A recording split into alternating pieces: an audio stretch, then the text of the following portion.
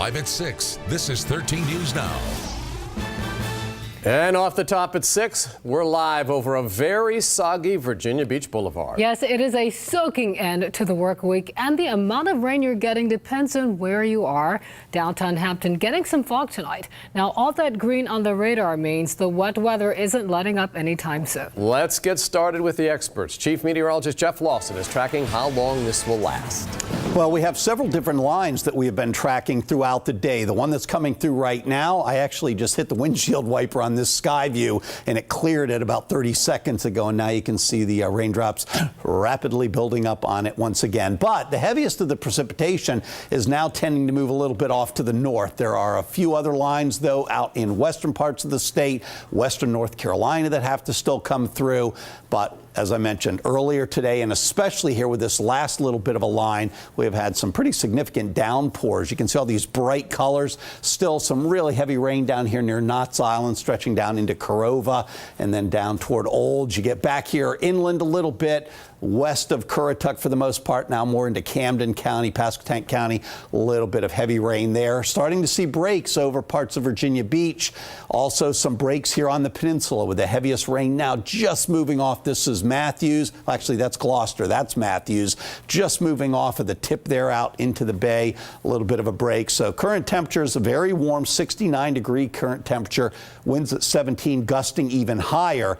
That's going to continue, and that's going to keep the warmth in here for the next several hours. But tomorrow, it's going to be a warm day technically, but that'll be just after midnight tonight. 50s by morning tomorrow, 30s by early evening. Completely flipped around, everything with those cold temperatures. Very cold again on Sunday, as we mentioned. So we'll be talking more about that and a chance for some snow by midweek. All right, thanks, Jeff. Take Jeff's forecasts with you wherever you go. Download our free app for weather alerts and more. Just into the newsroom, the Gilmerton Bridge is back open. Mechanical problems shut down the bridge to traffic for much of the day.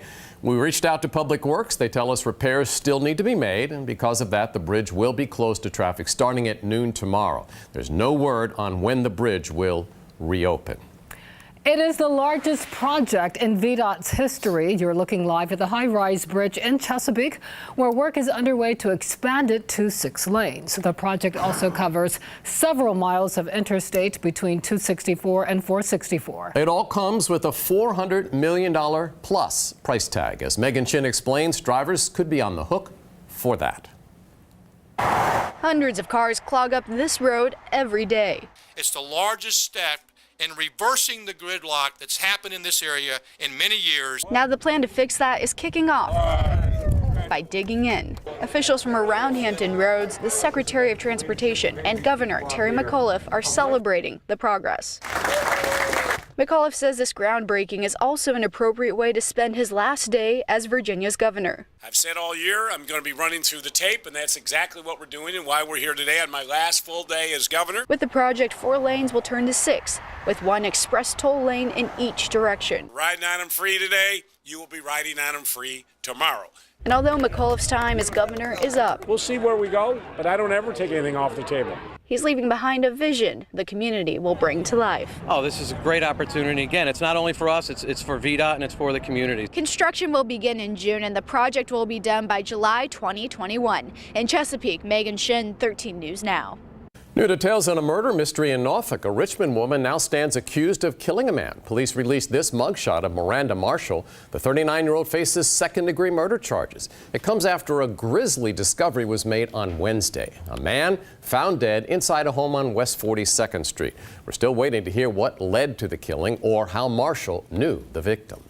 We are getting a closer look at the extensive damage a steeple fire caused at an historic church in Portsmouth.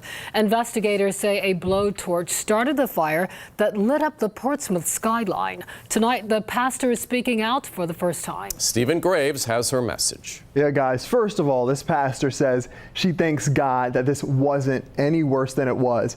She also says she thanks everyone got out safe, and she also thanks the community for its support. It means so much to her, especially since she was out of town when this all happened.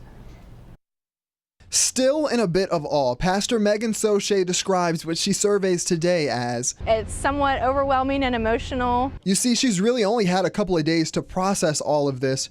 Her church, the historic Monumental United Methodist, went up in flames last week. She was in Louisiana visiting family, seeing the images come in from Old Town Portsmouth. Especially those initial ones where the steeple was still standing but on fire.